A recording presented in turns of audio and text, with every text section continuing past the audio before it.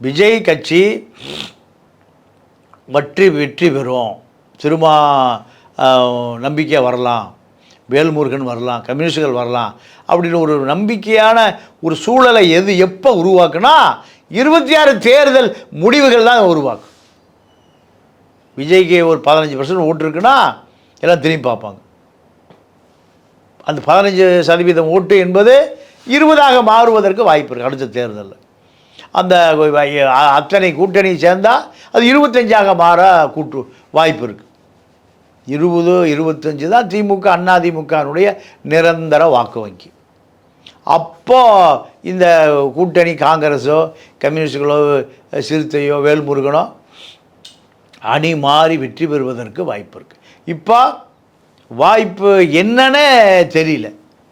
இந்த சூழலில் விஜய் காங்கிரஸ் கூட்டு என்பது கற்பனைக்கு வேணால் சரியாக இருக்குமே தவிர நடைமுறைக்கு வாய்ப்பே இல்லை.